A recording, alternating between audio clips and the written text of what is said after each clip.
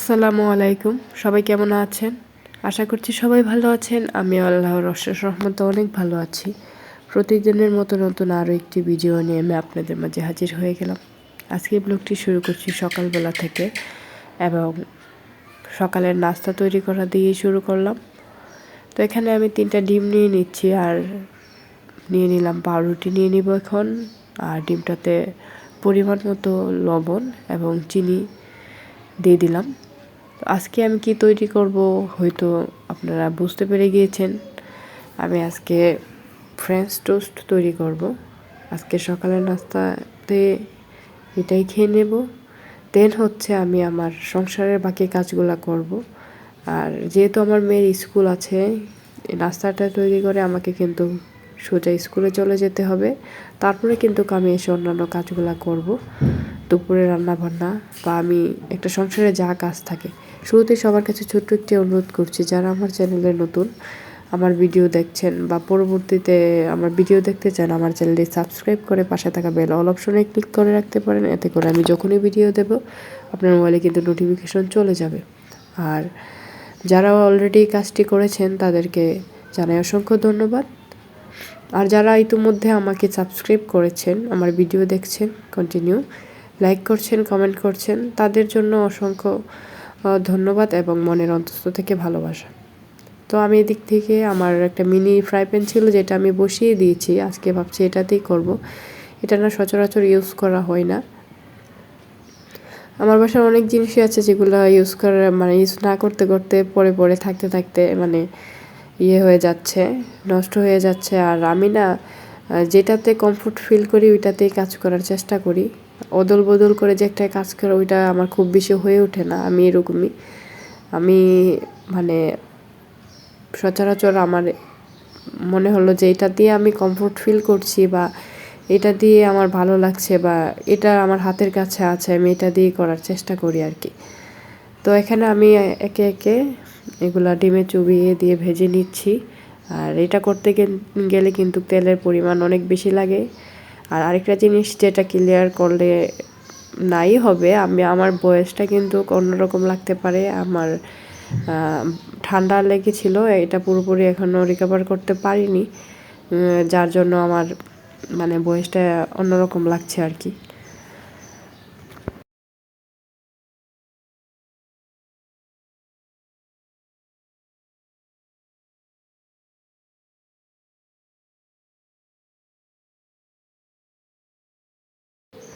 আর সকালের নাস্তাটা তৈরি করতেই না মোটামুটি আমার অনেকটা সময় লেগে গিয়েছিল। আর আমি পুরো নাস্তার ভিডিওটাই কিন্তু নিয়েছিলাম আর এটা ডিটেলেই কিন্তু আপনাদের সাথে দেওয়ার চেষ্টা করছি। তো কথা বলতে বলতে আমার সকালের নাস্তাও শেষ হয়ে গিয়েছিল এবং আমি আমার মেয়েকে স্কুল থেকে নিয়ে এসেছিলাম। এখন আবার ভিডিও শুরু করছি। এখন প্রায় 11টা বাজে।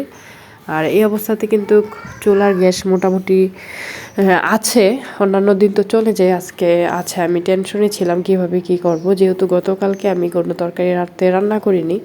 রাতে যখন তরকারিগুলো রান্না করে রাখি দুপুরে কিন্তু পরের দিন রান্না করতে হয় না, শুধু নাস্তাই তৈরি করি আর কোনো প্যারা থাকে না। অনেক কাজই না রাতে গুছিয়ে রাখলে পরের দিন কিন্তু তেমন কোনো প্যারা থাকে না। তো দেখা গেছে কি আমি একদিক থেকে মাছগুলো ভেজে নিচ্ছি আর অন্য দিক থেকে টুকিটাকি থালা বাসন ছিল ওইগুলো ধুয়ে নিচ্ছি বা রুম ঝাড়ু দিয়ে দিব, হয়তো ভিডিওতে দেখতে পাবেন।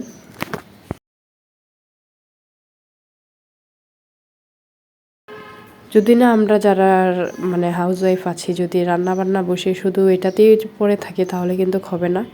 সবাই কিন্তু আমরা এটা করে থাকি, একটা চুলার মধ্যে ভাত বসিয়ে দিই বা তরকারি বসিয়ে দিয়ে আমরা অন্যান্য কাজ করে থাকি, যা হয়তো সবসময় ক্যামেরা বন্দি করতে পারি না, তবে ক্যামেরার পিছনেও কিন্তু অনেক কাজ করে থাকি। আর আমার ভিডিওটি এই পর্যন্ত যারা এসেছেন একটি লাইক দিতে ভুলে গিয়েছেন, প্লিজ আপনাদের কাছে আবারও রিকোয়েস্ট করছি, আপনাদের একটি লাইক আমার ভিডিওটি আরও 10 জনের কাছে পৌঁছে যেতে সহযোগিতা করে। অনেক কষ্ট করে বাচ্চাদের নিয়ে সংসার সামলিয়ে আমরা যারা হাউসওয়াইফ আছি ভিডিও করি, সবার উদ্যোগ থেকে আমার এই কথাটা বলা। আমি সবার হয়ে রিকোয়েস্ট করছি, প্লিজ ভিডিওটিতে একটি লাইক দিয়ে দিবেন। আপনাদের কিন্তু একটি লাইক দিতে কষ্ট হবে না, আমরা যতটুকু কষ্ট নিয়ে না ভিডিওটা তৈরি করি। আর আমার এই নর্মাল লাইফস্টাইল, সাধারণ আমি জীবনযাপন কীভাবে কাটাচ্ছি, এগুলোই কিন্তু প্রতিদিন তুলে ধরার চেষ্টা করি। আমি কিন্তু প্রতিদিনই ভিডিও দিচ্ছি কষ্ট করে হলেও। তো এই প্ল্যাটফর্মে একা একা চলা তো কখনোই সম্ভব নয়, একে অপরের হাত না ধরে, একে অপরের সহযোগিতা ছাড়া। অবশ্যই একে অপরকে সহযোগিতা করতে হবে। আর জানি না কি আছে বা কি করতে পারবো, ইনশাল্লাহ আল্লাহর উপর ভরসা আছে, ভরসা রেখেই সব কিছু করছি আর এগিয়ে যাচ্ছি। কতটুকু কি হবে সব কিছু উপর আল্লাহই ভালো জানে। তো আজকে আমি দুপুরে রান্নায় নিয়েছিলাম, ফ্রিজে ছিল অল্প পরিমাণে ভেন্ডি, তারপরে লচ্ছই ছিল, বা আমরা এটাকে অনেক নামে বলে থাকি, অনেকে লচ্ছই বলে বা বরবটি বলি, এই আর কি। এগুলো নিয়ে সিম নিয়ে নিলাম, আর সাথে আলু ছাড়া তো চলেই না, রেগুলার খাবারে আমাদের আলু লাগবে। আমার বাচ্চারা যখন কোনো ডিশ ওদের সাথে সামনে উপস্থাপন করা হয়, যখন দেখে যে এটার মধ্যে আলু নেই, মানে তরকারি টাইপের খাবারগুলা, তখন ওরা কিন্তু বুঝে যায় যে আজকে আলু ছাড়া তরকারি রান্না হয়েছে। 2-3 দিন আগে এটা করেছিলাম, আলু শেষ হয়ে গিয়েছিল, ছোট আলু ছিল, বড় আলু দিতে পারিনি। ওরা কিন্তু মুখেই খাবার নিয়ে অনেক মুশকিলে পড়ে গিয়েছিলাম। দেন বিছানা কিন্তু গুছানোই ছিল, তারপরে উপর দিয়ে আর একটু ফিটফাট করে নিচ্ছিলাম একটু, যেহেতু বাচ্চা কাচ্চা আছে, ঘর কিন্তু অনেকটাই এলোমেলো হয়ে যায়। যাদের বাসায় বাচ্চা আছে তারাই কিন্তু এই বিষয়টা বুঝতে পারবেন। ওরা কিন্তু বিছানায় বসে দৌড়াদৌড়ি লাফালাফি করে, যার জন্য এলোমেলো হয়ে যায়। আবার কিচেন রুমে চলে আসলাম, এসে তরকারিটা একটু দেখছিলাম, প্রায় তরকারিটা কিন্তু হয়ে গিয়েছে। আর এর মধ্যে আমি আমার হাজব্যান্ড সিলেট গিয়েছিল অফিসিয়াল কাজে, অনেক আনারস নিয়ে এসেছিলো, এগুলো কিন্তু এখনও আছে, তো কেটে আমার বাচ্চাদেরকে দিচ্ছিলাম। আর ওইখানে যেও কিন্তু অনেক সুন্দর সুন্দর সিলেট চা বাগানের অনেক সুন্দর সুন্দর মুহূর্ত ক্যামেরাবন্দি করেছে। তো এইগুলোও কিন্তু আমার কাছে আছে, আমি হয়তো 2-1 দিনের মধ্যে ওইগুলো আপনাদের মাঝে শেয়ার করতে পারি। আর এখানে আমার মেয়ে বসেছিল, আমার ছেলেও বসেছিল, তো ওদেরকে দিয়ে আমি এসে আমার অন্যান্য কাজগুলো করে নিচ্ছি। আমি আমার রুমগুলো এখন ঝাড়ু দিয়ে দিব।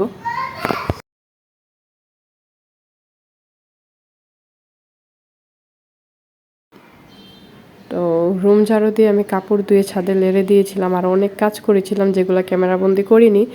দেন হচ্ছে বিকেল হয়ে গিয়েছিল, আমার হাজব্যান্ড অফিস থেকে লিচু, তারপরে যে তালের শ্বাস নিয়ে এসেছিল, এগুলো কিন্তু আমরা খেয়ে ফেলেছিলাম। আমার মনে হলো যে এগুলো তো ক্যামেরাবন্দি করিনি, পরে একটু ক্লিপ নিলাম আর কি।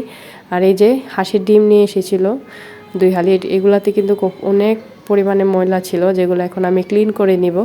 আর ডিমগুলো কিন্তু মাশাআল্লাহ অনেক বড় ছিল। আর অন্যান্য ভিডিওতে তো আপনাদের কাছে তুলে ধরার চেষ্টা করেছিলাম, মুরগির ডিম নিয়ে এসেছিল, সচরাচর হাঁসের ডিমগুলা কমই আনা হয়, মাঝে মধ্যে আনা হয় আর কি। তো এগুলা সিদ্ধ করে এখন আমার বাচ্চাদের জন্য এখান থেকে কিছু ডিম সিদ্ধ করে দিব ওদেরকে খাওয়ার জন্য। আর হাঁসের ডিমে কিন্তু প্রচুর পরিমাণ অ্যালার্জি থাকে, এটা কিন্তু বুঝে শুনে খাওয়া উচিত বা বাচ্চাদেরকে দেওয়া উচিত। সব বাচ্চাদের কিন্তু সব কিছু শ্যুট করে না।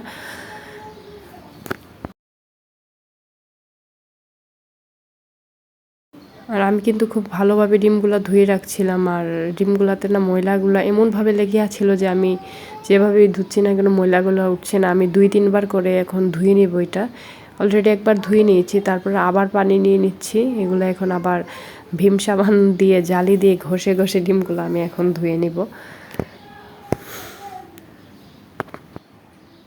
এই যে আমি কিন্তু জালি দিয়ে ডিম ভীম সাবান লাগিয়ে ডিমগুলো ধুয়ে নিচ্ছিলাম। তো আজকের ভিডিওটা আর লং করব না, আজকের ভিডিওটা এই পর্যন্তই। সবাই ভালো থাকবেন, সুস্থ থাকবেন, দেখা হবে নতুন কোনো দিন নতুন কোনো ভিডিও নিয়ে আপনাদের মাঝে। ভালো থাকবেন, সুস্থ থাকবেন সবাই। আল্লাহ হাফেজ।